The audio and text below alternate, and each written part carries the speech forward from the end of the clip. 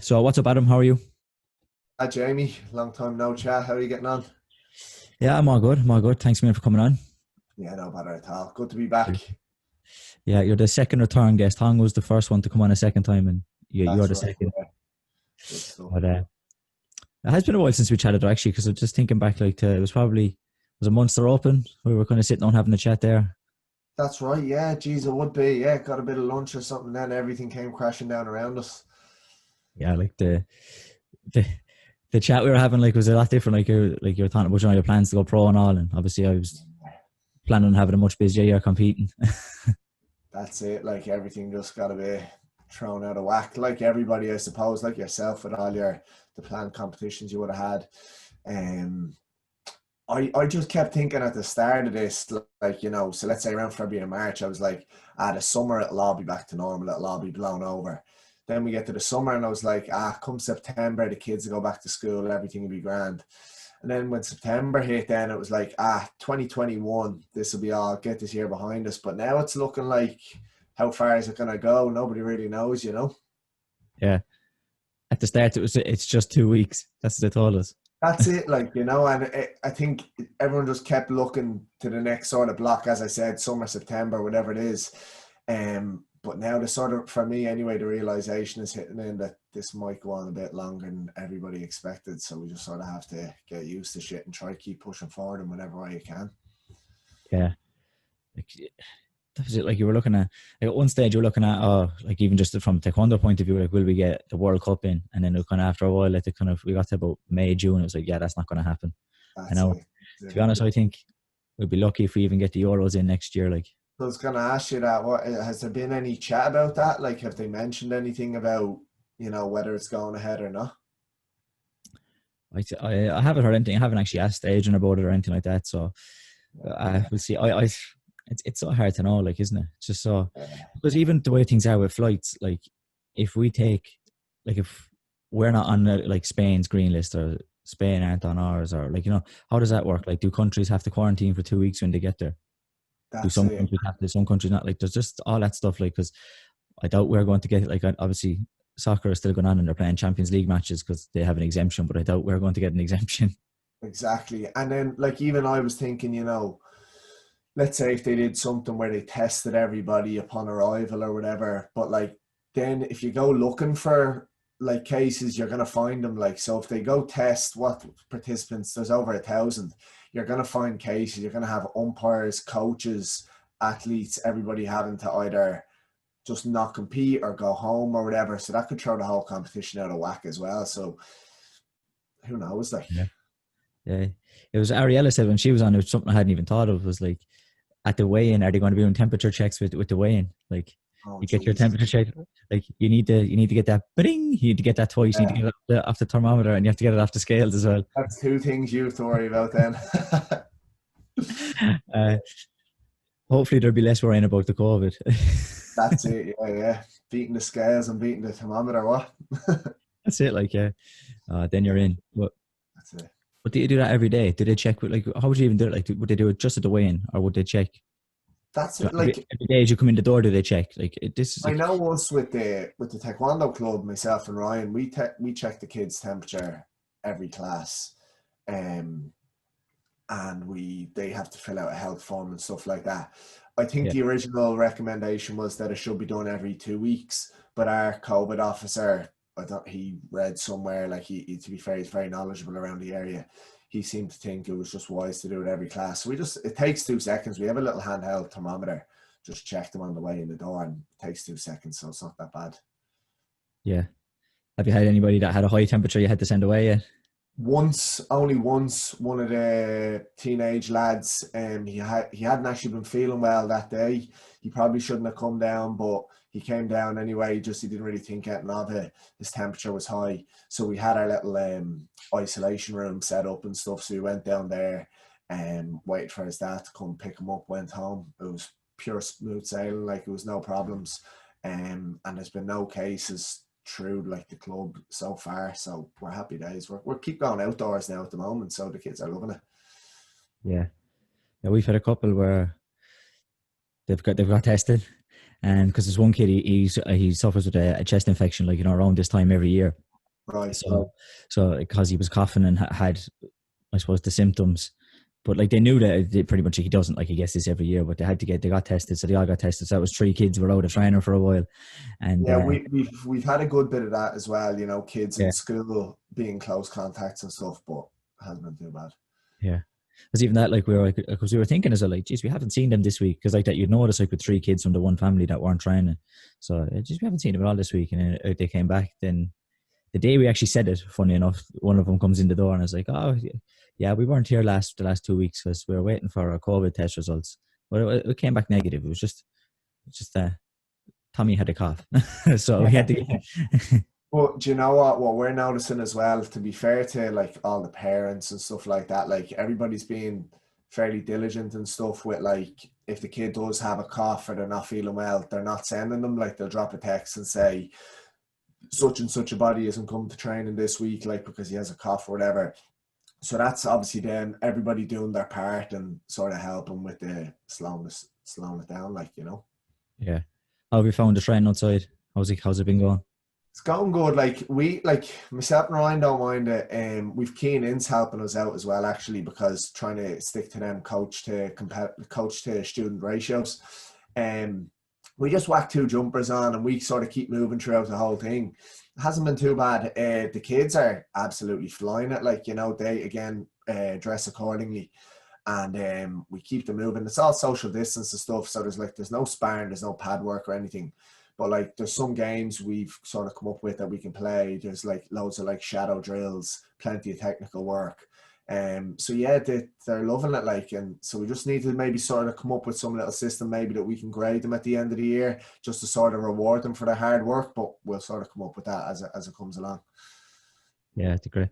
We got our grading in just like the week before it all started changing. Like we did a grading on the Saturday. I think it was the Saturday, and like come the middle of that week, it was like, oh yeah, the pods of 6 are gone now, and we're back. That's when we switched over to the 1-to-1 training, but just in time. And we were hoping, like, you know, this is going to be the first, and maybe we could get, you know, we're thinking, could we get maybe a club competition going or something like that? Yeah. Like just a patterns thing or something like that. That's what we were looking at. Maybe we could do, and instead it's like, no, they're back onto Zoom. I'm conscious of it, like, you know, because obviously we missed the grading in the summer. Like, obviously I'm definitely of this way of thinking that, like, you know, it's not all about the belts, it is about development and stuff like that.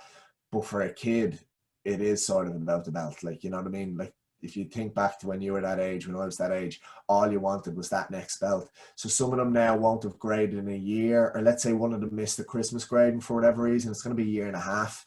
So I want to try to do something for them just to keep their motivation, let them be able to learn a new pattern, whatever it may be, just to keep them interested. So we'll have to come up with something on that front. Yeah. That was even kind of thinking for us, is like, it wasn't, from our point of view, it wasn't really about the belts and, oh, we have to get this person to blue belt or this person. It was kind of just, well, they've committed to training across the last couple of months, and it would be good to give them something to train for and to look forward to, and kind of reward the fact that they have been turning up for training consistently.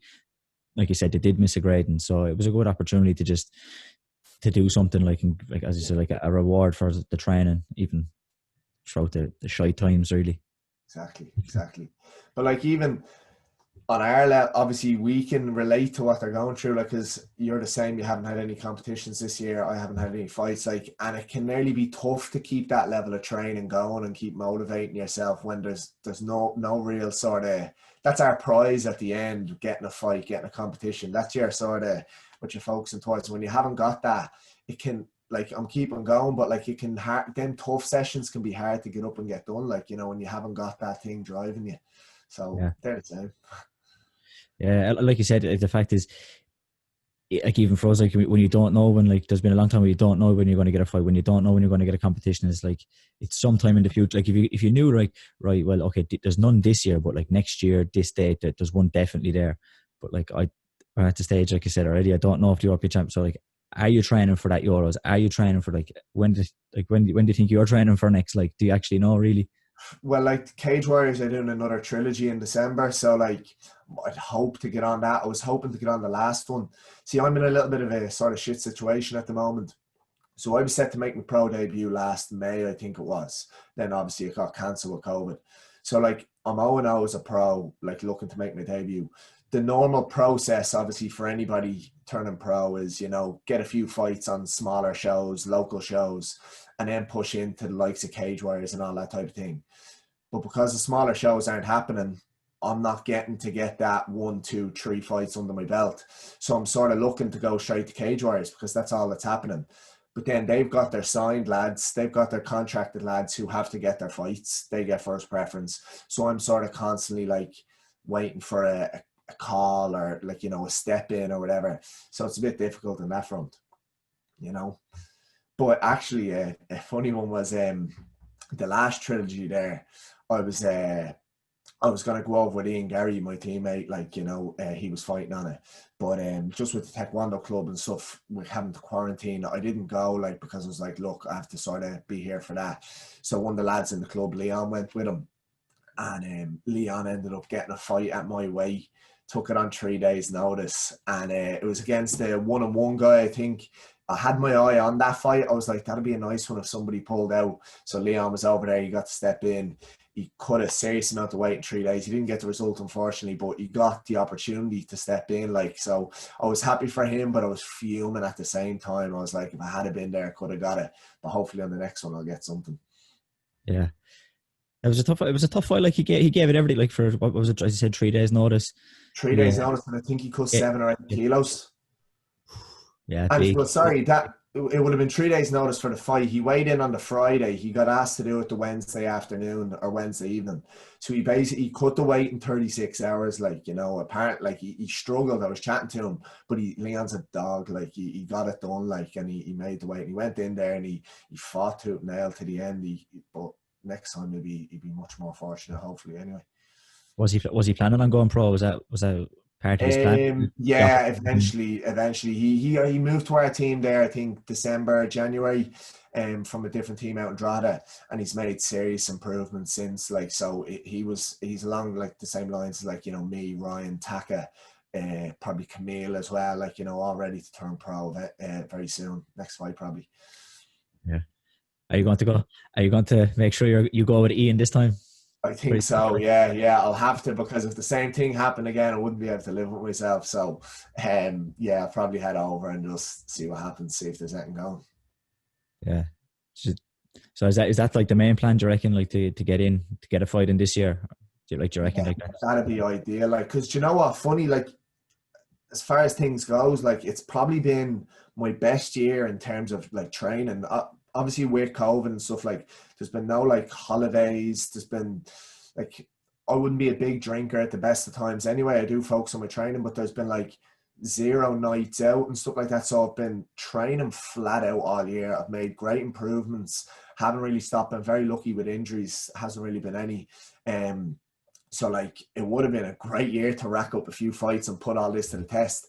But the way I'm looking at it is like, it's all getting banked. Like, the improvements are being made. So when I get the opportunity, like, hopefully they'll come out. Like, you know, that's the ultimate goal. Like, the way I see it, like, I know he just recently retired or whatever, but if you look at Khabib being here and I'm somewhere down here, I have to get, if my goal is to be UFC champion, I have to get there regardless of how many fights I have.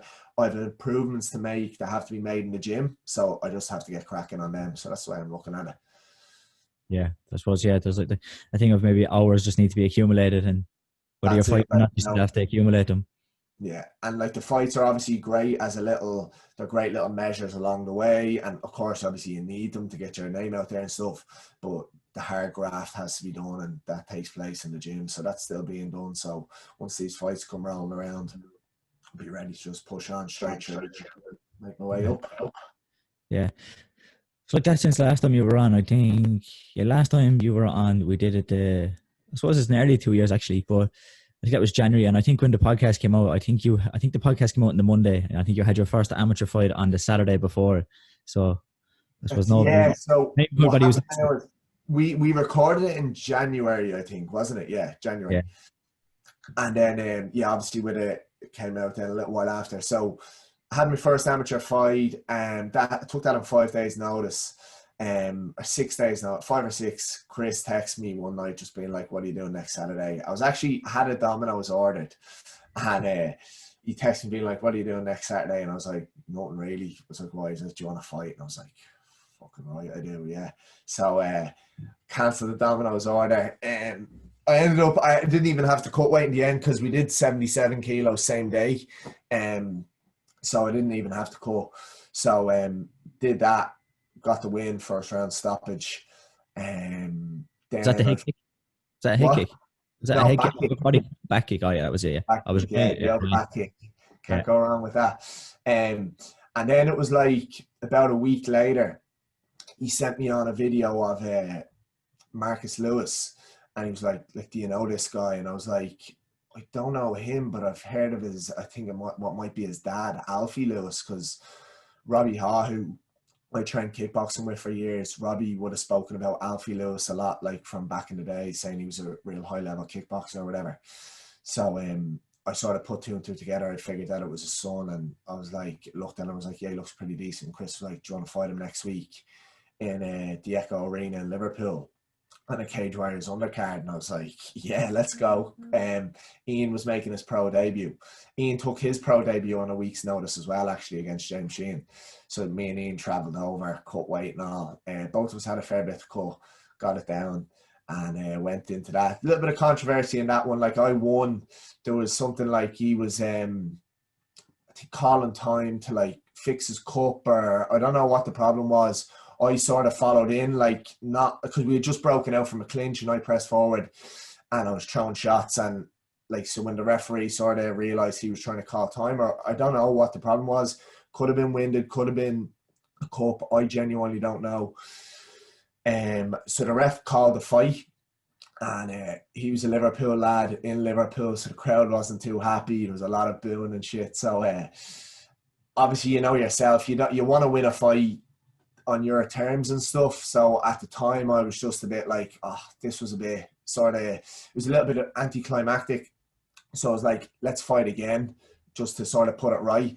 So me thinking maybe a month or 6 weeks down the line, and they were like, what do you think, in 2 weeks again in London, there was another Cage Warriors show. And obviously, just with everything going on, I said, yeah. And then the next day, like, I was sore and everything after the fight. I was like, why did I say yes to this again, having to cut weight and stuff? So anyway, we did it again. He got the result the next time. So that was 3 fights in 4 weeks. It was a bit mad. And then I had a few months off just with finishing college and stuff like that. Had another fight in the September, won by head kick KO. That was good to get back on the horse. Then I had a title fight in the December over in Budo. That was a tough fight, 5 rounds. Stopped them in the 5th. So yeah, they were all my amateur fights for 2019. Yeah, quick, like.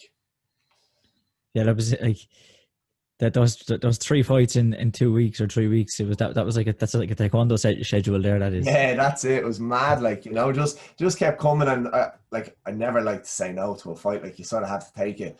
But I was sort of like, I had a good few pullouts as well throughout the year. So I had 5 fights in total.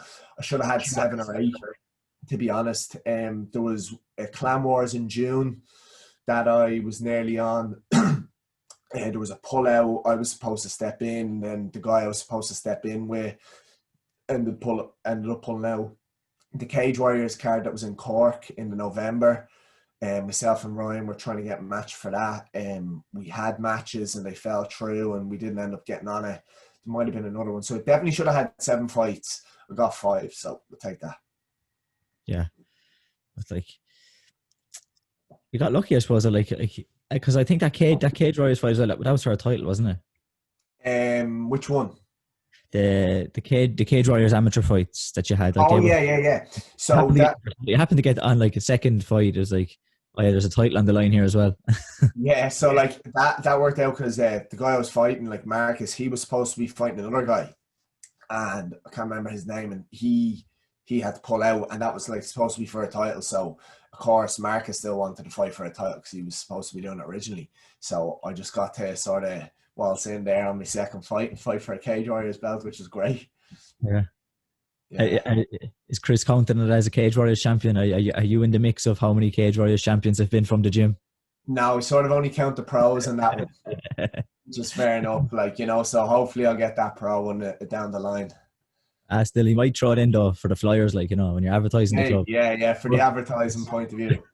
Bump up Then the again, number. I get some stick off the lads saying that I only kept it for 2 weeks. Yeah, I suppose, yeah, a short He title said it reign. was the shortest title reign of all time. Uh, Ryan actually roasted me one day when there was a bit of banter going on in the chat, and everyone obviously getting stuck into each other or whatever. And you know, I think it's a South Park meme where it's like, and it's gone. So yeah. Ryan threw that in about my Cage Warriors belt, and it stuck for a while, but it hasn't been brought up in a couple of months. So I'll keep that in the DL. Hopefully it will be heard here now, though. It might Yeah, bring it back. I'll just tell the lads nothing anyway. Uh, but was the last amateur fight you had one in Budo? That was a 5 rounder, wasn't it? That was, you Five ended up with rounder, a yeah. big eye. Yeah, so like a lot of the UK, some of the UK shows for titles, they do 5 trees. Some of them just do 3 trees. So this one was 5. And in the first round, I had heard him. I dropped him with a punch actually, and I was just too eager going in for the finish. I sort of went overkill on it, and it was just a bit mad. And as I was pressing forward, somebody actually caught the moment that happened. They got a screenshot. He like poked me in the eye and fractured my orbital bone, so couldn't see out of it through the whole thing. It was all closed up, and so I just kept having to engage in the grappling because I felt very vulnerable sort of when I was at distance, like, you know, because when I was trying to open the eye, I was seeing like double and triple, but then when I closed it, it just didn't seem right. So I was like, right, the closer I am to this guy, the safer I am. So it was good to have the grappling there to fall back on and be able to do that. But then what happened after the fight, like, so I had a little bit of blood in my nose, like not a lot, and I blew my nose, and the eye just puffed out like a balloon.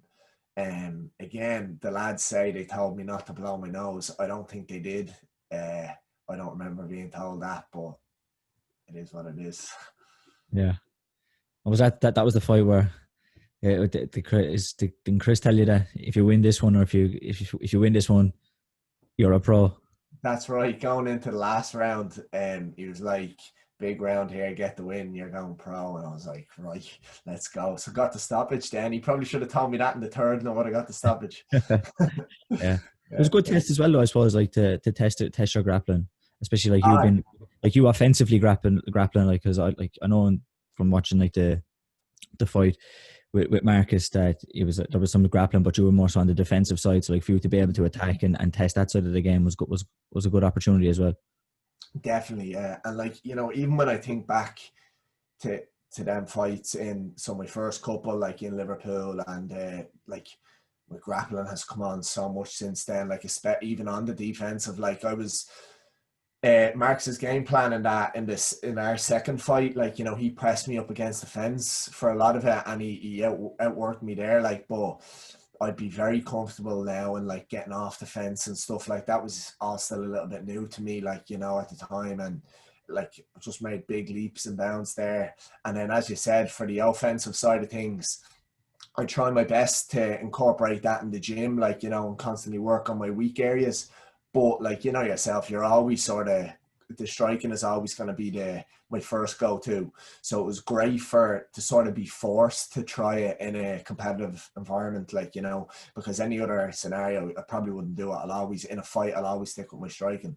But to be forced to do it was sort of good, and then go, well, look, it's there. Like, you know, it's good to have it for if I do have to fall back on it. Like, yeah. And so looking at a pro, like how many fights do you think to maybe if you get into Cage Warriors, like to a title, to the UFC, like have you a plan in your, I suppose, just in your head? Obviously things could come up that, yeah, like, in to be ideal honest, world, plan. It's very hard. I haven't got a set number of fights in my head, to be honest, like, because let's say when you look at Mason Jones there recently, 10-0, double champion, and now he's gone. You've like Reese McKee was 9-2-1 or 10-2-1. Do you know? I can't remember off the top of my head. I think he was 9. Is what's 9-2-1. So there's like 10 fights for Mason, 12 fights for Reese. Ian now is 4-0, and like I'd say he's gonna get there like before they did, like, you know, in terms of fights. So it's sort of doesn't it depend on how well you're doing, like in your performances? So what I'm sort of going to just try to keep in my head is not a number in terms when I'm getting there, just putting in serious performances in each of my fights, and then it'll come. And then also, like, whenever Chris thinks I'm ready, like, you know, I've heard of lads, Jack Shore and stuff, like, you know, they've turned down the UFC like twice. I think he turned them down. His dad is his coach, and whatever he was, let's say for example 7-0, and the UFC came calling, they said no, they didn't think he was ready, which I think is that's class, like, you know, because they're sort of looking at his overall skill set, not just a number on a sheet of paper. So I'd like to take that approach as well, that whenever Chris thinks I'm ready, whenever I feel I'm ready, please God, everything going according to plan, that would be the time to go. Yeah, that's what it's good that even though he said no, the UFC still came back and asked him to, you know, like, Yeah, to fight. that's it, like, you know. Fuck you, but Yeah, like, do you know, Bisping actually compared him to GSP in his last fight? Did you hear that? And one or two other yeah, people, they're starting to yeah, make them comparisons. He's fairly dominant, like, so it'll be interesting to see how he goes. But a lot of the Cage Warriors lads, like, they seem to be, I think, in and around that 10 fight mark, maybe 8 to 10. That seems to be where they are. Like, Joy Herbert was 8-1, 9-1, something like that. yeah. Yeah, most of them seem to be around there. Paul Hughes, 6-0 at the moment, 7-0. He's probably going to go in his next fight or two, maybe. Yeah, he was class in his last fight. Very Yeah, good performance. And it's good to see them lads, like, you know, performing well on the Cage Warrior scene, and then look at how they do then in the UFC. And like, that sort of, from even talking to the likes of Ryan, Taka, Leon, like all of us that are sort of making moves there, like, it's great to sort of, when we see that, it gives us confidence to go, like, if you can perform well on the Cage Warrior scene, it's proven to be a good platform then going forward to the UFC. So, like, you're not sort of going like, Jesus, like, how am I good enough? It's sort of proven that it is a good platform. So hopefully it works out there. yeah, I suppose that is like the benefit that Cage Warriors do kind of work so closely with UFC. Like, it could potentially maybe be harder, you know, if you're jumping around getting a fight on this promotion, fighting that promotion, maybe then like your record is kind of, well, kind of speaks much more that you kind of want to see undefeated. But like, you know, if you, like you said, if you have 10 fights or 11 fights, like you're 9-2, it's like, okay, you have 2 losses, but like, you're guaranteed that in Cage Warriors you're getting they're tough fights, like it's a good proving ground, like, and that if you can hang like at the top level in Cage Warriors, like, you'll do all right starting off in the UFC. You know, it's a good way to, it's a good promotion to have, like, them working so close, and that you can just get in and get tough fights. And if you can get some wins there, some good wins, you will get to the UFC. Definitely, yeah, that's the one. Like, most young lads in across Ireland, the UK, like, are obviously looking to make that route, like the proven route. What are they, I think at the moment are they at 98 Yeah, people signed, or 99 or something like that. So that's good enough for me. yeah, and I think as well, even the way the UFC are going at the moment, like with Fight Island, it's a good opportunity, because like, obviously, like what happened with Reece McKee, like, just to get a last minute call, That's or, it. you know, like, that it's kind of working out like that when the UFC are looking for fighters, they're looking into the pool, who can they pull up from Cage Warriors on short notice, which it's handy there as well. Like, if you're in and around that, and I've had some tough fights there.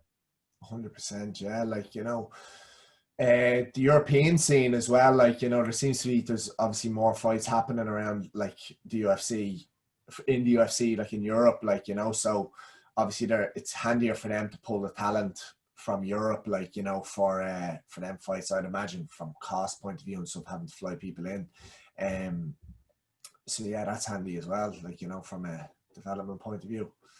Yeah, as far as I know, that's why they're there, is to get the international fighters in, to get the European fighters as well, because they can't get them to America, and I think it's harder for them to get American fighters over on short notice. Yeah, that makes So sense I think, actually. no, I think it's, I could be wrong, but I think it's harder for them to get American fighters over. So that's why, you know, like that, I think a lot of people coming from Europe, they're pulling on, you said, the European scene, Cage Warriors fighters, and that to go over to there. It's a great time. Yeah, yeah. That's even like, you know, James from our gym as well, James Webb. I think he's 8-2-1 or 9-2-1 at the moment as well. So like, that's even, me and Ryan were only chatting the other day, like, that if they do fight Ireland again, like James could probably be even a potential there to get called up, like, you know, because he's a good contender in the middleweight division. Like, you know, I'd say if he maybe got another win under his belt, he could definitely be a prospect to get pulled, you know. Yeah, definitely. Has Mm-hmm. definitely has definitely shown he's good enough to be there. I think in some of his Cage Warriors fights, but just I suppose maybe picked up a loss at the wrong time, just at the wrong time. Yeah, that can do, yeah. But like that, like there is other guys I suppose have been like that. Like Paddy Pimblett's been a bit like that as well. Maybe just that one Mm. loss at the wrong time. But you think that it'll come, I suppose, that they'll guys like that will get the call. Definitely, like, you know, it's like obviously one loss isn't going to define your career. Obviously, it might just set you back a little bit further, but like I'd say once the drive is still there, the determination to work hard and stuff, like get a few more wins under the belt, then I'd say like them type of lads that look back on that loss as nearly a good learning curve or whatever to that sort of drives them to push forward. Yeah. And so I think as well, like just like since last time you were on was you were just finishing college. So you've since finished college. Is there plans to maybe use the degree for work renting, or are you Not focused yet. on a pro career? Still focusing on just training full time and stuff like, you know, myself and Ryan run the taekwondo club, and then we've training, like, you know, so it's just that's really good for it's handy having the club there, that it's very easy to work around training, like, you know, we're both there all of the time, but if there was a scenario where, like, you know, one of us couldn't make it, the other one can just cover, like, you know, so therefore we're able to dedicate a lot of our time to training, which is great, like, you know, to make them improvements that we need and stuff. So basically, since I finished college, when May, June 2019, so like a year and a half ago nearly, like I've been just full-time training like 2-3 times a day, nearly every day, like, you know, obviously trying to factor in rest. But yeah, it's great, like, you know, I love it, but if we just get the fights now, then we'd be made up. Yeah. And are you still training with Luke Woods for the strength and conditioning? Not really, actually, because Luke is looking to open up his own gym. So we had a chat, like up until a couple of months ago we were, and then obviously with COVID and stuff like that. So like he's opening his own gym on Swords Main Street. COVID is delaying it a bit, but like he's been flat out busy with that and stuff. So he recommended as well, we started doing a little bit with Paul King, because Paul's sort of going into that sort of strength and conditioning area. I think he left his job or something like that, or he moved on from that. And he's sort of using the facility in Ashburn a bit. So myself and Ryan go out there sometimes, and he does our strength and conditioning with us there. So that's been going really well lately. So looking to keep pushing forward in that. Yeah, Paul's definitely a knowledgeable guy. Yeah. So, I like that. Like I said, for somebody who doesn't even like really work, or like his job is in something completely different, like to have as much knowledge as he does with strength and condition and training and stuff like that is kind of class. Yeah, and then as always, me and Ryan are. When I'd always be looking, if I'm looking for somebody to sort of help me out in that area of strength and conditioning or whatever.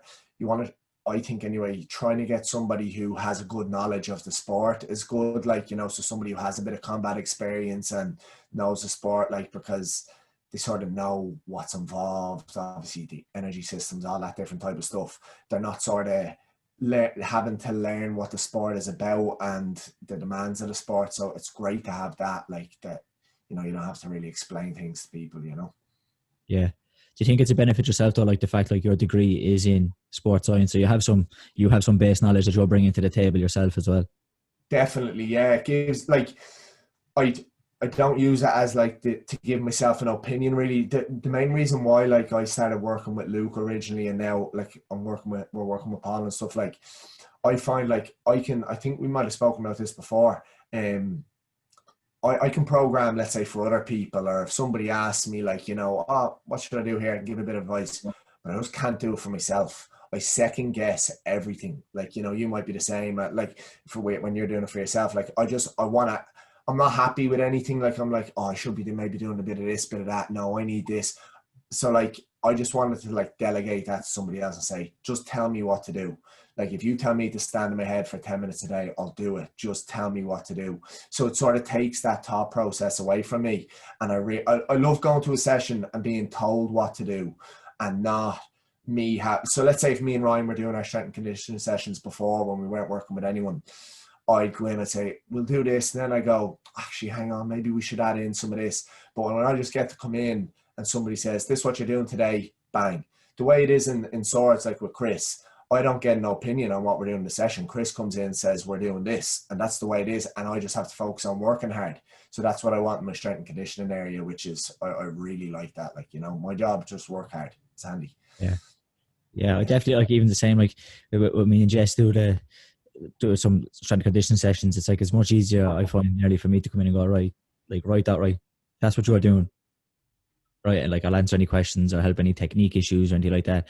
But then like myself is like, I'll have it written down, but like you said, you know, I'm kind of doubting like, should I do that there? Should I, like, you just start second guessing just because it's for yourself. Second guessing it. Yeah. Because you have the knowledge in your head.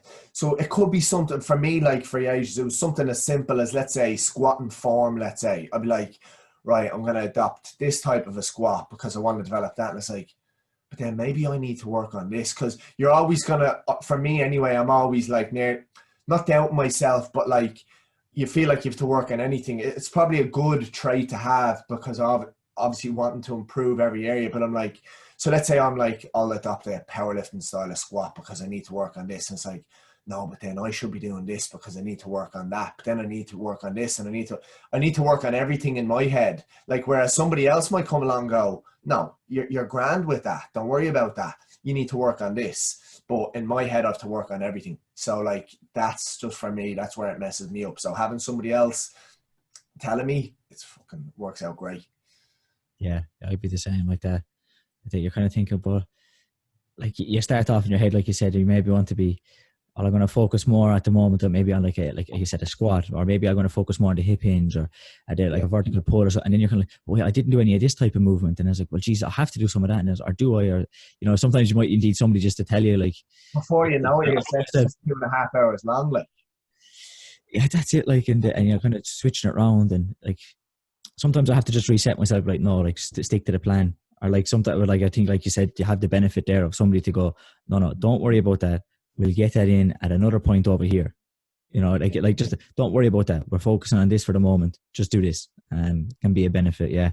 It's but I suppose do you find anything like that when it comes in terms of like nutrition and cutting weight? Like, do you think you'd ever work with somebody, or do you think you have that kind of stuff nailed down?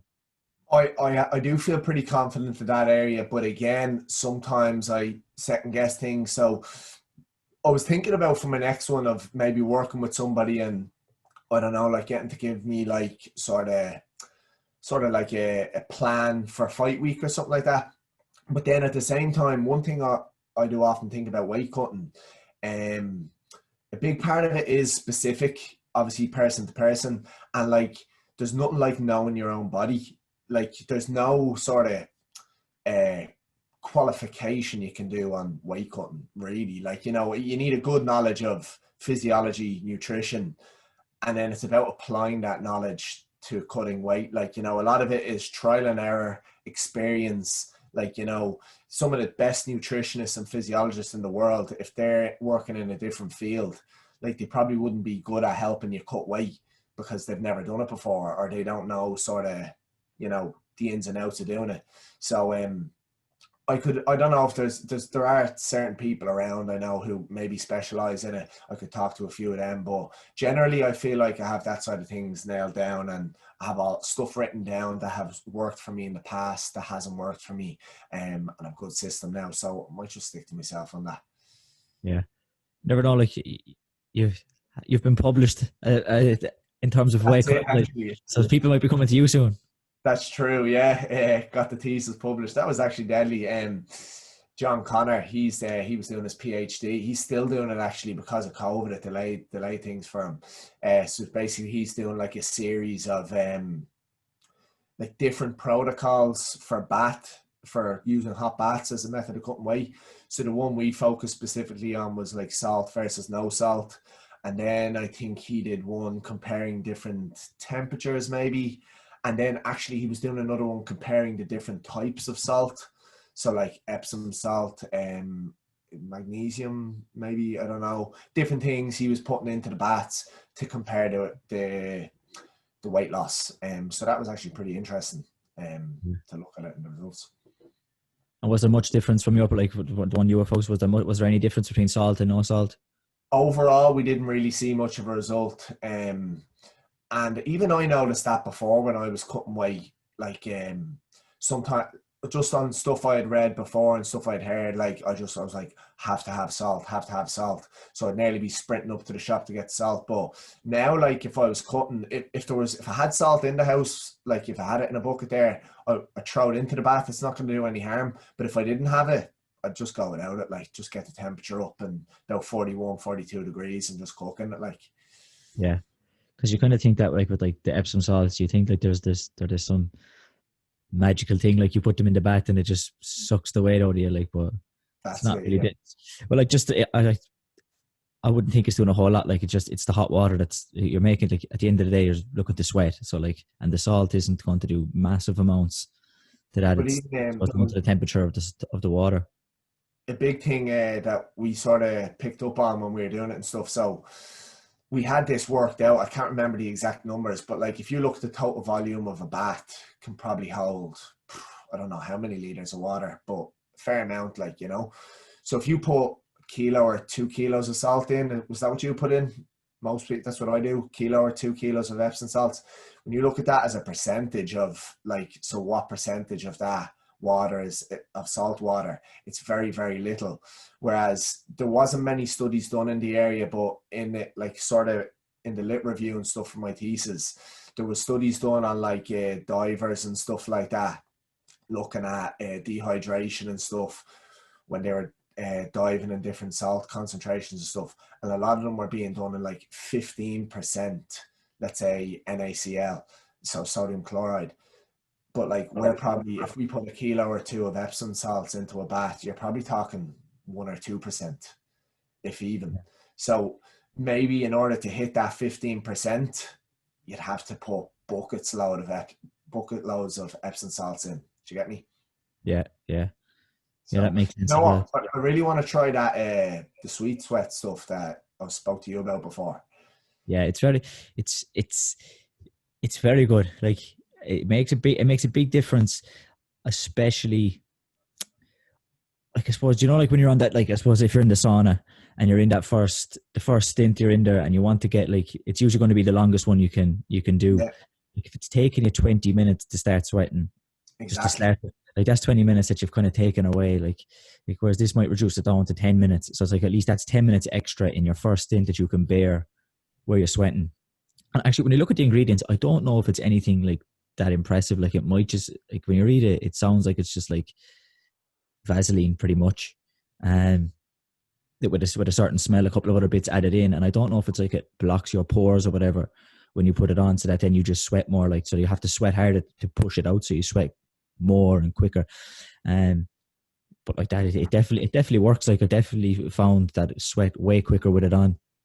And like that, seeing George Lockhart with some of his guys and the guys he's had, that they'll go into the bath, he'll take them out of the bath, put the sweet sweat on, and then wrap them. So like he's obviously has a lot more knowledge than I would, and he uses it with his Yeah. guys. So like even I think they use it like with, like you see it with, was it Cody Garbrandt against Dillashaw? Was it Garbrandt?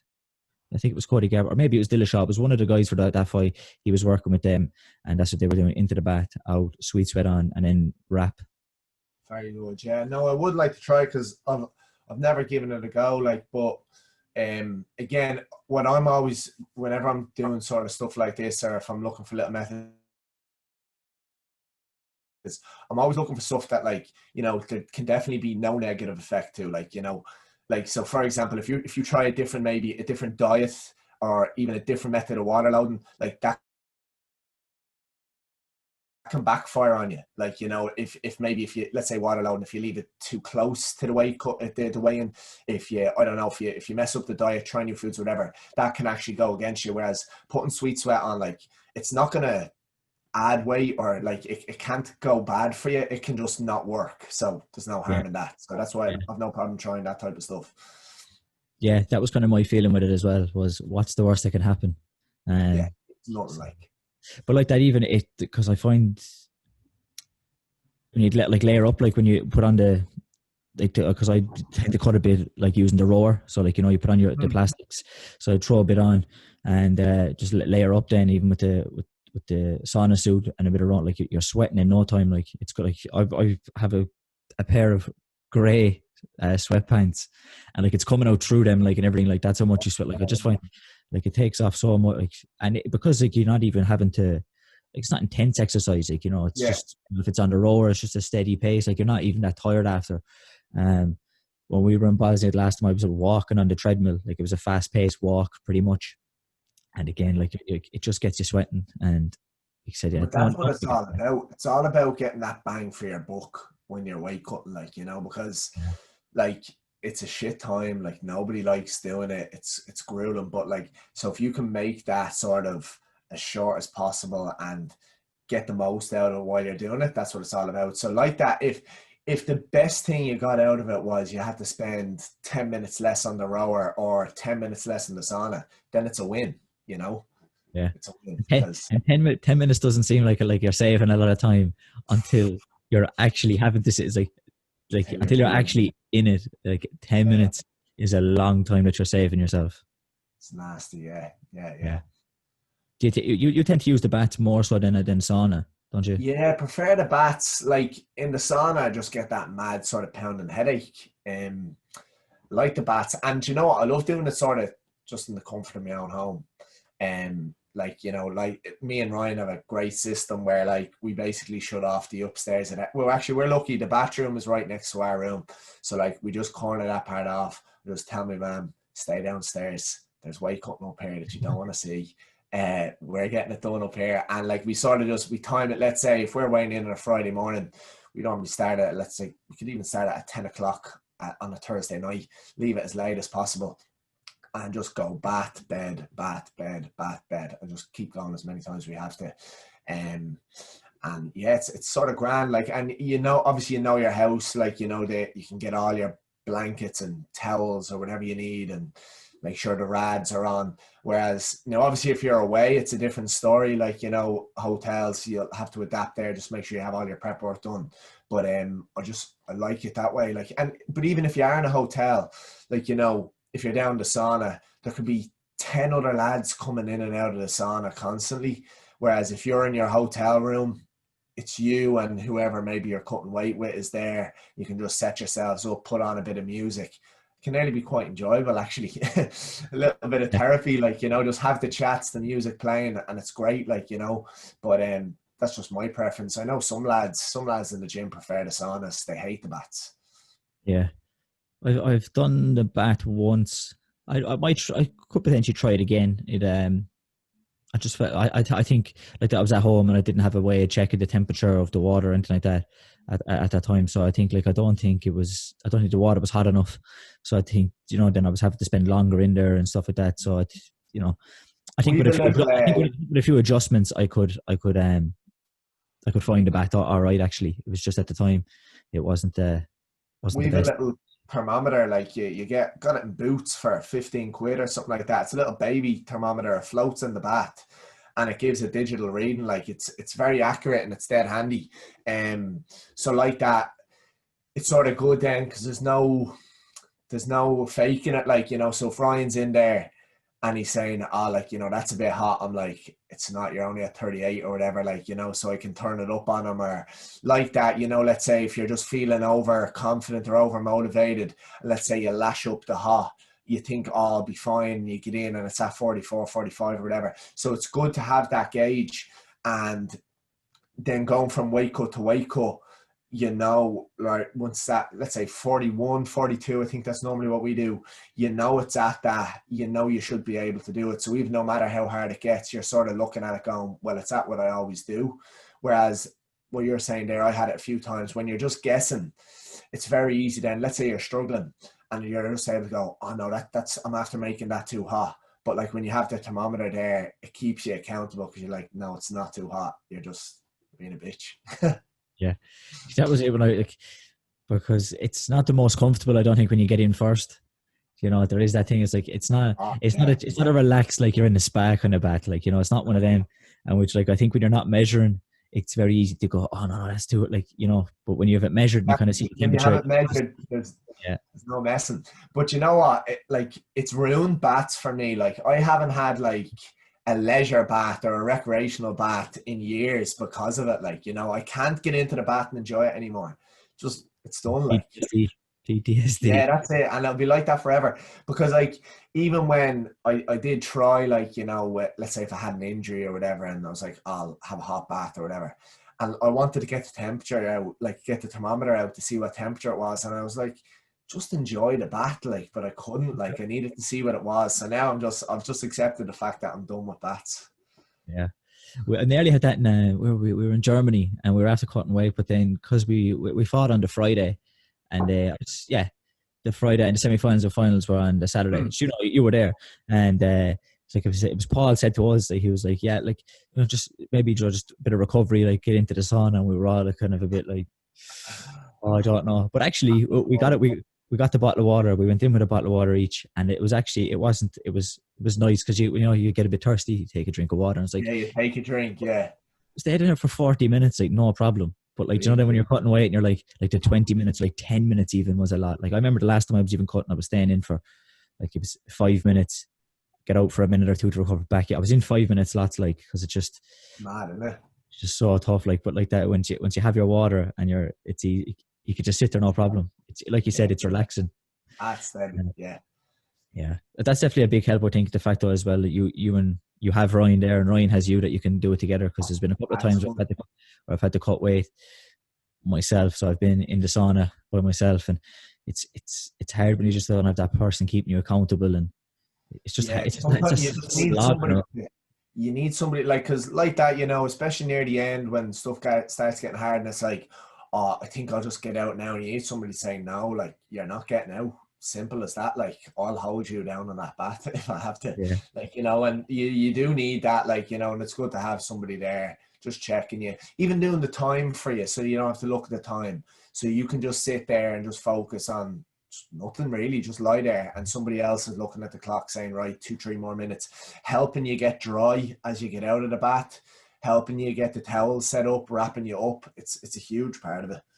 Yeah, there's even that one in Bosnia where we had, like, that was the biggest cut I've had, and like, you're wanting to use like the excuse of I'll check now, you know. Yeah, I'll check now. Yeah, that's great. You know, I'll just have a check, and like, you kind of know when you're not on weight, you just want the break of dry off, and just like, and it was, Paul kind of kept saying to me, I was like, nah, like, I was like, all right, I'll do this 10 minutes or 5 minutes, and I'll check then, and then I get out, and Paul would be like, no, we'll just do one more, and then do one more stint in there, and then I was like, oh, right. And you go in and you come out, and it's like, okay, I'll check now, and then he's like, no, we'll do one more, and I was even at the time, I was saying to him, I was like, I know what you're fucking doing. Like, you're going to just keep saying, you're just going to keep saying one more, and we'll be here for, I'll have 10 more done. Yeah. But like, I needed that as well. Like, but like, the truth is, obviously, when you're in there, your mind's playing funny games on you. But when you think about it now, like, you're doing yourself a disservice by drying off and checking it, because you're only going to have to go back in and get to sweat again. You're best off, once you've gotten your sweat, you're best off staying in it. Now, I know, try telling yourself that when you're a kilo off weight is a different story. But like, if you can just plow through, that's the best thing. So as we just said, having someone there to keep that sense going into you and just saying, no, look, stay where you are, get it done. It's hugely helpful. Yeah. I suppose even like I think just to say that, like, I know we're talking about cutting weight and that there, and like, but that's kind of done where it's done right. Like, you have a lot of research done and worked with people. Like, I've done a good lot of research, and we have conversations and that all the time. Like, it's not to nearly, like, I don't think we're just really going to glorify weight cutting or anything like that. Do you know what I mean? And that the cut weight, like, there is an element to, like, that is the last part. Like, the diet is the most important on getting you close to weight, and then it's just the last bit really.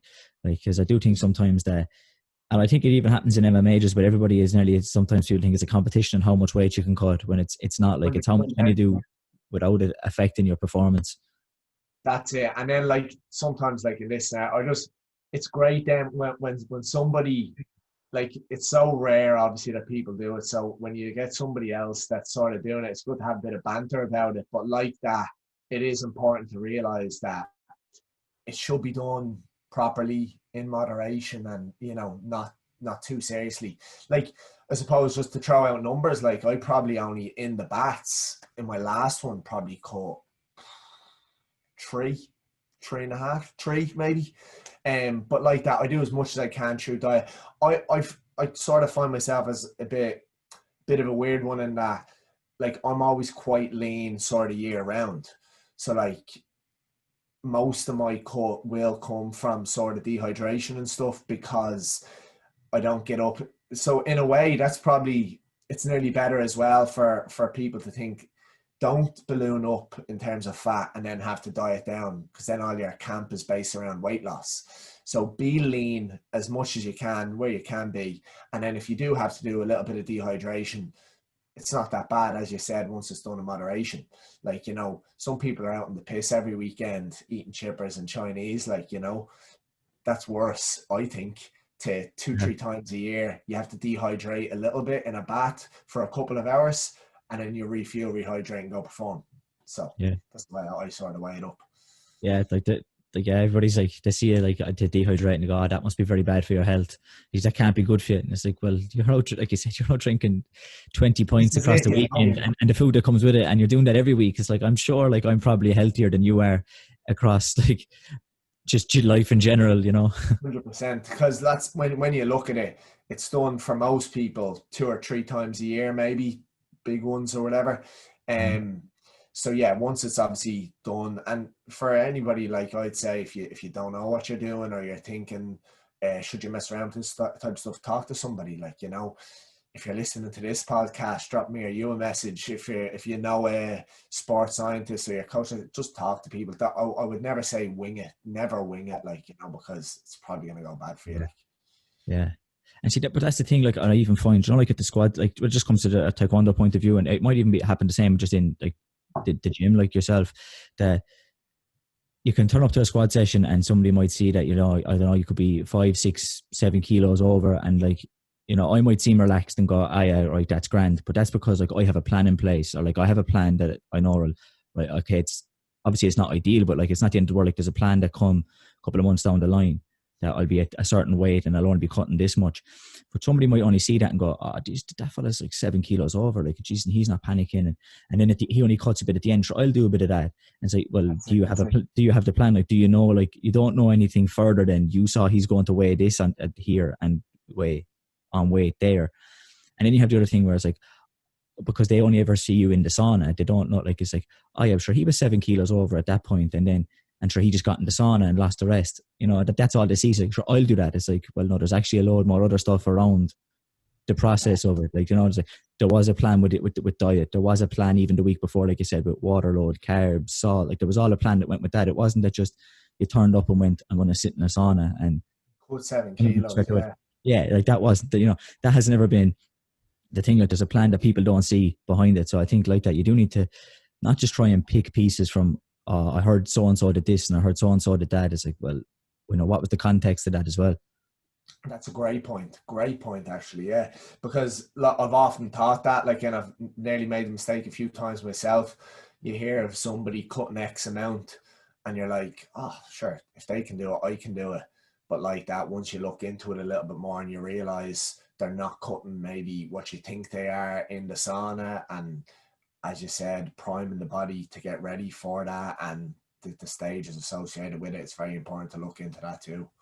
Yeah, because like for me, in terms of like the sauna, usually, the last one was different, but usually like I'm only cutting 2 kilos. Like I'm in, like for 57, I'm into 59s usually. Like, yeah. And sometimes the 58s, like usually probably no more than 2 kilos. Now, the last time, like I said, was a little bit different, which I knew it was going to be. But before that, like, it's not a lot. Like it's like maybe 1 or 2%. Actually, like, it's of what I have left to go. It's not a massive percentage of over by the time I'm getting into the sauna. It's only a small, like when you get down to percentages like that, it's only a small bit that's left to go, because like that there's been stuff that I've done beforehand to get to that point. But even as well, from an overall percentages point of view, like if you look at, let's say, if you hear of a middleweight in MMA cutting 7-8 kilos, like for them that's only 10% of their body weight. Like, you know, maybe not even. So if you're a 57 kilo fighter and you hear of some middle or light heavyweight cutting 7 or 8 kilos, and you think, oh well, I'll do that, it's a completely different ball game from as you said, from a percentages point of view. So it's going to be way harder for the smaller guy to get that weight off than it is for the bigger guy. So that's a factor that needs to be considered too. And like you said, like even guys like how lean you are, because the leaner you are, the more muscle you have, the more water you're going to hold, the more you can actually sweat and dehydrate. There's more muscle there. Like that's why, like when you look at guys like Usman or someone like that, like who's so lean, like he has a lot of water there that he can dehydrate. That, you know, if you like somebody who might be smaller and nowhere near the body type at that weight as somebody who's heavier and leaner, it's like it's apples and oranges you're comparing there. All you're comparing is a number on this, a number that like you said, a number in kilos that they cut, and you're trying to put them together. It's like it doesn't work. You know, it's two different situations. Completely different, yeah. Madness. Yeah, it's a funny part of the game. Yeah, it is, like, isn't it? Yeah, just but it's like it's sometimes there's more made out of it, I think, than it needs to be. Like if everybody does it right, like it looks after it, it's not the biggest in the world. Like it's when it's, I suppose, mismanaged, really. Definitely. They're the horror stories then you hear of, like. Yeah. So like, I suppose, what did you make of the fights last week? Unbelievable. Khabib he's the man, isn't he? Unreal. Yeah, it was serious. To be honest, like I had predicted that Khabib would win. I thought it was going to be a decision. I thought it was going to be I think I said decision, 5-round decision. I thought Gaethje was going to, you know, scramble out of positions, and it was going to be a bit of a war on the feet, and Khabib might edge the rounds with some takedowns and stuff. But Jesus, he just went and blew it out of the water, like. Just like I just was not expecting him to be like that, like, especially because at the start he took some shots at the start. He did, yeah. And it kind of looked like that was going to maybe back him up and gain some respect from Gaethje, and then, like, you know, maybe the leg kicks would start working and he'd be slow and he'd be shooting from further out and all this sort of stuff. And he kind of took a few shots and went, yeah, I can take that, and just like up the pressure, just went, yeah, that's grand. If that's what you have here, I'm coming for you. Like, wasn't it? It was that kind of thing, like, just bang. Is that it? Gaethje's jiu-jitsu obviously got shown up a little bit questionable. Like, sort of, I know, like, for Khabib to transition that seamlessly into that submission was, obviously, I'm not, like, Gaethje's wrestling is unbelievable, but I think it's sort of clear that he neglected jiu-jitsu a little bit there, I'd say. Yeah, like I'd say maybe like defensive wrestling or defensive positions maybe isn't something he maybe has focused on. Like, I'd say, like, if he was to go for the takedown and was in the top position and like ground and pound and that sort of stuff, like that would be okay. I'd say that side of his game would be good. But like you said, also the pure thing, I'd say he just never expected it either. And like the way he just does it with everybody, where he just takes them down and he gets the lock on the legs, like it's like a figure four kind of lock they call it, or he just locks into, like, and everybody knows he's going to do it, but he still gets to do it. Like, you know, and like nobody yet has went, when he comes to the takedown, make sure he doesn't get your legs wrapped together. I know. You know, like, obviously they have thought of that, like, because you go, but he just still manages to do it, and then just it was a unbelievable performance. Like, I thought it was going to be a grind. I thought, thought Gaethje might have a bit of success early, but in the end, Khabib will grind it out and get the decision. It's completely wrong. You think he'll fight again? If you asked me last week, I would have said no way. Like, he just seems like that type of guy that, you know, when he says, I'm not going to fight again, like, when he says he's not going to give McGregor another fight, like, I 100% believe him there. Like, he's just not going to fight him.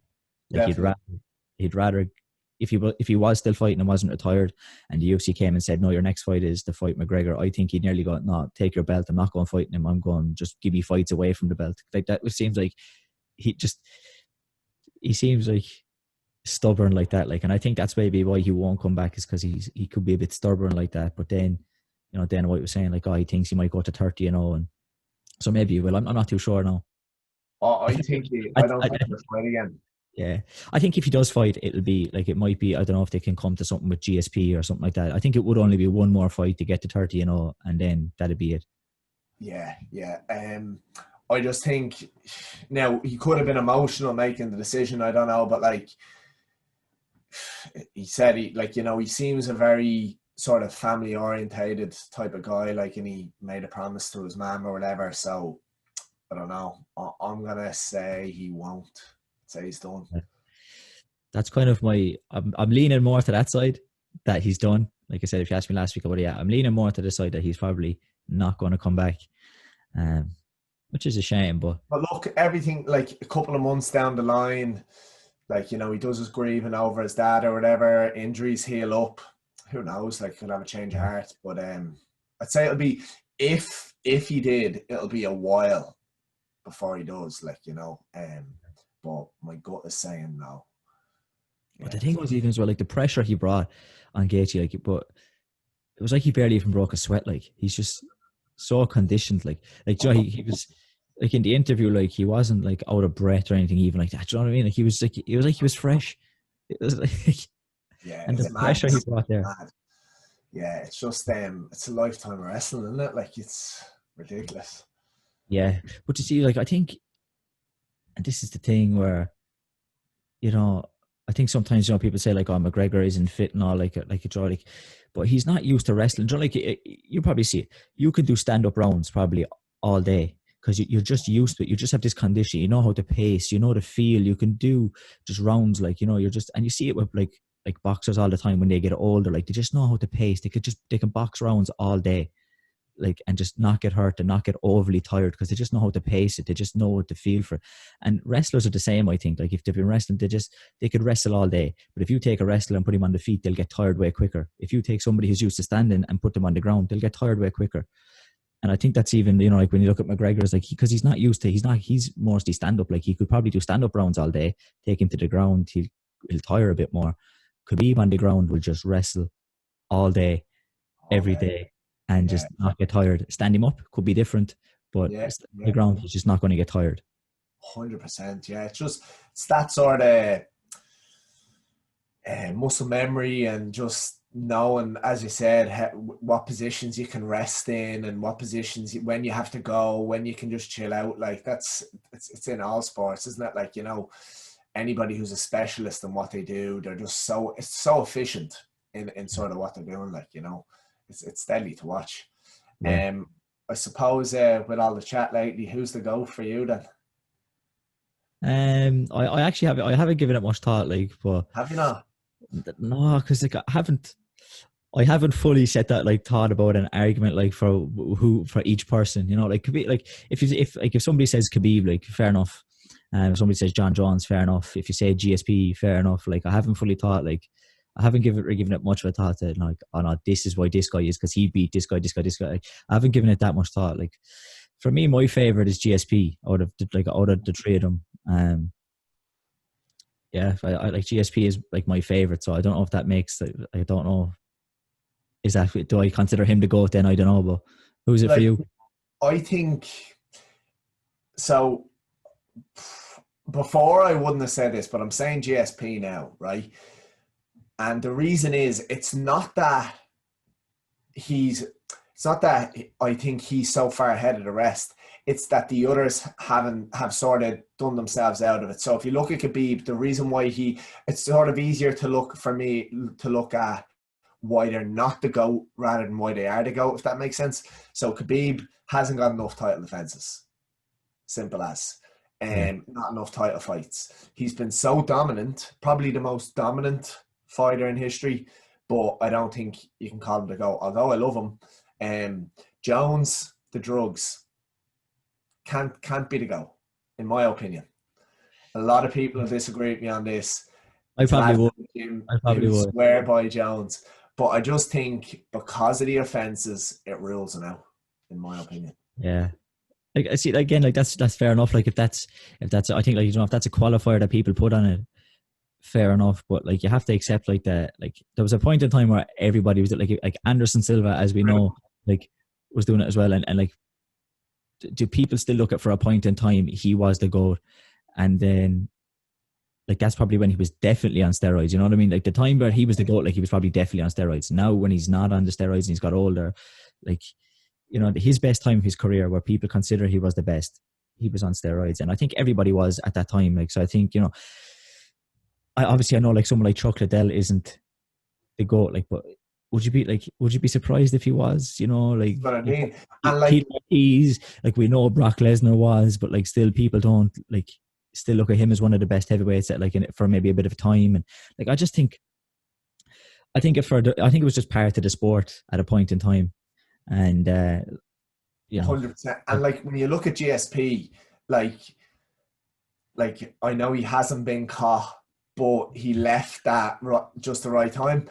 But like just for me, yeah, you have to sort of look at it as you have to just look at it for what it is, and like on paper, he's never been caught for drugs. GSP.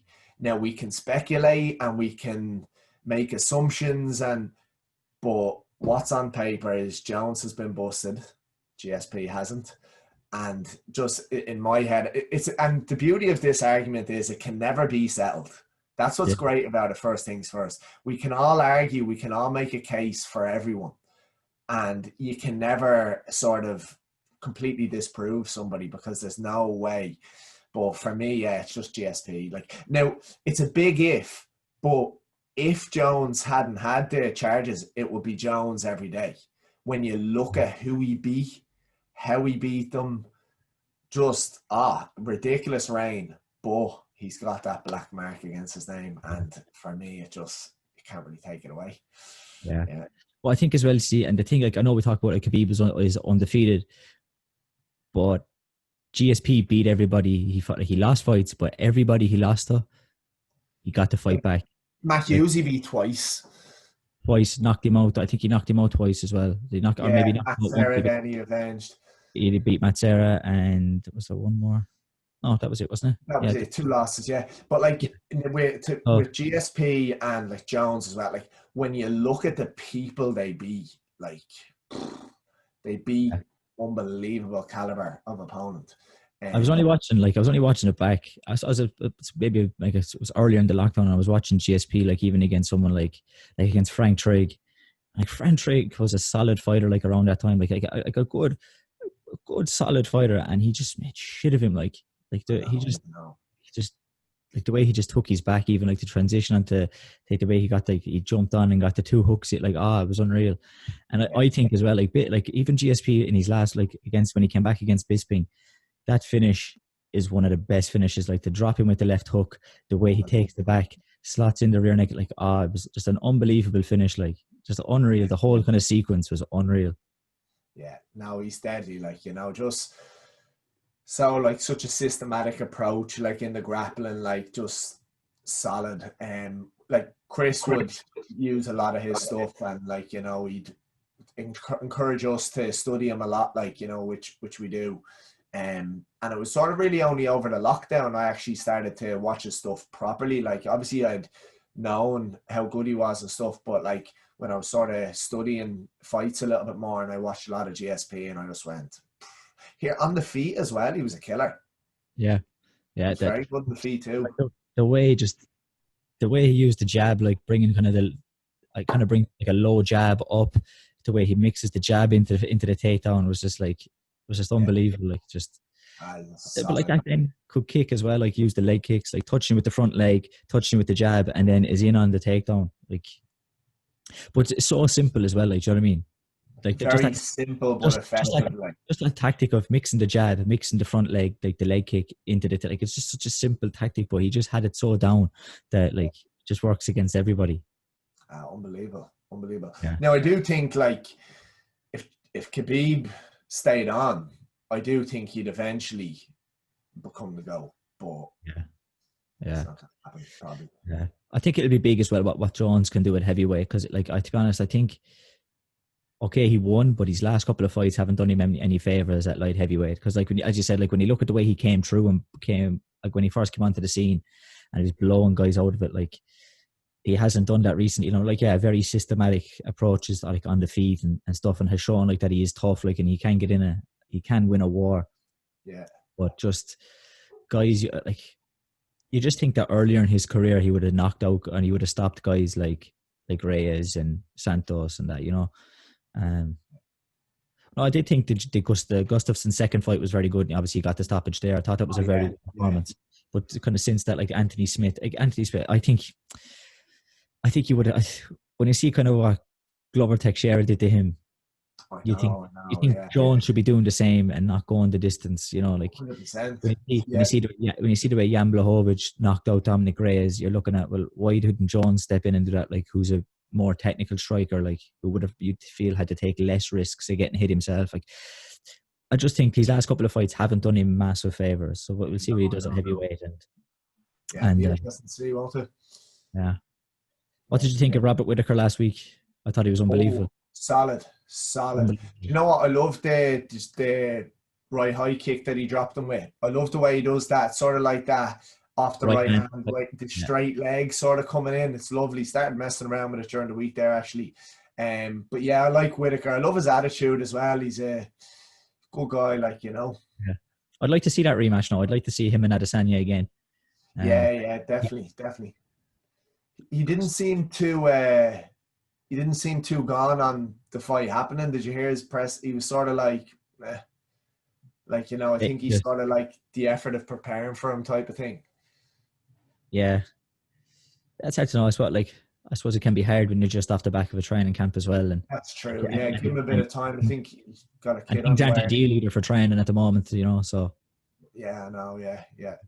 I definitely have to see that fight anyway. But is that confirmed about Adesanya going up? I think so. I think he's going to fight Jan. But again, like I'd prefer to see Adesanya and Whittaker than I would Adesanya, Jan Blachowicz. So would I, and it's a good time for Adesanya to go up. Like, Jan is, like, look, he's good, but like he's no big threat, like, you know. Yeah, maybe the power, but good time for him to. Yeah, the power is a thing. And look, to be fair as well, making the move from middle to light heavy, that's 20 pounds, like, you know, as opposed to, let's say, going feather to lightweight or bantam to feather, whatever it may be. Like, 20 pounds, a big jump. Yeah, especially when he's probably not, like, you know, when you look at guys like, I suppose, maybe when Max Holloway went from, like, the time he fought Dustin at 155, you kind of feel like that he just didn't have to, like, he just didn't cut as much weight, like. Yeah.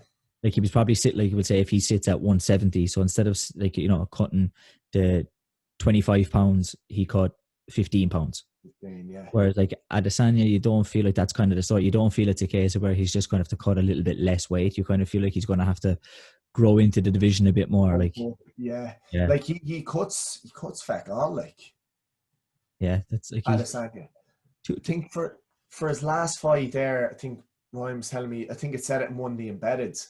Like 3 days out, he was like, was it 5 pounds, 6 pounds, something like that? I don't know, something very little anyway. And for a few of his fights, he's come in at like 183, 184 and all.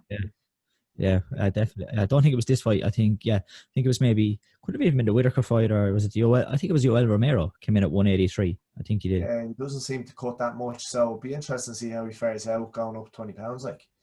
Yeah, there's some good fights there. Like, it's been great that UFC has been able to stay on, because, like, it's kept me sane, like. Yeah, especially the ones over the last few weeks. They've been on at decent times, because, you know, like, there's nothing worse, like, when you look at a pay-per-view card and you see 2 title fights, because it's great that they're going to be on, but every time I go, it's going to be 5:30 before you get to sleep. That's what I always look at. It's like, it's like, great, I'm excited for the 2 title fights, but it's like when you're there sitting there barely able to stay awake, it's kind of like, oh my God, just get this finished. It messes you up then for the next day. I find I'm wrote off for the Sunday then, like, you know, all day. Like, so only if it's a big one, I'll stay up for it. Like I think, like over the lockdown, I stayed up for Tony Gaethje. What else? What other big fights were on? What was the one? Usman. Yeah, I stayed up for that. Yeah, yeah. Stipe and DC. I didn't for that one. No, do you know? I think they were the only two. Usman and Masvidal, and then Tony and Gaethje. Like I'd watched the prelims. So Usman and Masvidal, wasn't that where didn't Volkanovski Holloway fight on that card as well? And then that's right. Yeah, there was 3 title fights, was there? Peter Yan and Jose Aldo. Yeah, that's the one. Yeah, I stayed up for that one. But like, I've been watching nearly all, like every card that's been on. I've watched the prelims too, and like some of the fights on the like only ever since lockdown, sort of the fights on the prelims are unbelievable. Yeah, some of the best fights are on there.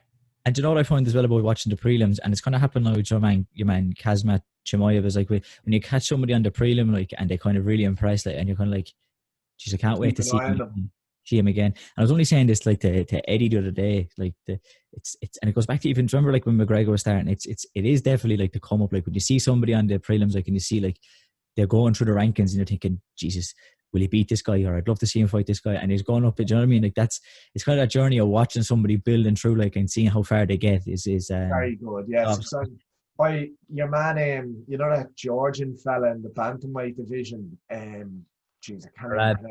Arab Diashvili or whatever. Yeah, something like that. He's deadly at fights. He's some wrestler, like, so even him, he's one. There's a few others as well that, like, he's the one I can just remember off the top of my head. But there's been a few others that I've been watching and I've been like, I'm looking forward to see how he does, like. Yeah. So Kazmat's definitely been one. I suppose he's been like that for everybody, but yeah, he's definitely after that, where it was like after his first fight before he fought, like going from the first fight into the Reese fight, like I was really excited for that fight, and then like straight away after that one, it was like, you're looking, it's like, get him on again quick, because I want to see him again. Yeah, get him on quick. So he's killing it lately. It'd be interesting to see what he does. Yeah. So, but yeah, look, I think actually, like, I think I nearly leave it there. Yeah, cool. Yeah, how long are we on? About an hour and 20-ish, hour and 24. So you never notice the time going. It goes quick. To be honest, with the talking fights, we could probably stay here for another hour or so talking fights, really. At least. But yeah, I think we'll leave it there. Actually, I didn't ask this the last time you were on, because I wasn't really doing it. But like, if you had to pick a favorite fighter, a favorite fighter, MMA, boxing, any sport, it could be taekwondo, okay. Anyway, if you had to pick a favorite fighter, who would you pick? Do you know what? I knew you asked this in all the episodes and I didn't even think about it. Let me have a think now. Hold on. Adesanya. Yeah. Like, that would have been. Now, I'm going at that from a style point of view and his ability, like, you know, and if you like, Mayweather would have been like sort of my favorite, like, he's my go for boxing and stuff, like, and he'd have been my go-to for that a lot of the time. But just for me now, in terms of like people's ability and sort of what I can appreciate, like, I think I share sort of a similar style to Adesanya and stuff, and I can more experience now in MMA and how difficult it can be to defend takedowns and implement that style of striking. It has to be Adesanya. Yeah, definitely my favorite. Yeah. Definitely my favorite. He'd be my favorite fighter at the moment as well. Like you said, just the style. I think just the fact that our backgrounds and that you can kind of relate to the way he fights a bit more. Like, so yeah, Sav, a good pick. Yeah, a good pick. Yeah. So yeah, I suppose, thanks man for coming on, man. Really appreciate it. Jamie. Love it as always. Great to be back on, and I'll chat to you soon. Yeah, take care, man. Hopefully the club is back up and running properly soon. That's it. Hopefully we get on it soon, man. Yeah. Thanks for having me on. Take care, kid. Take it easy.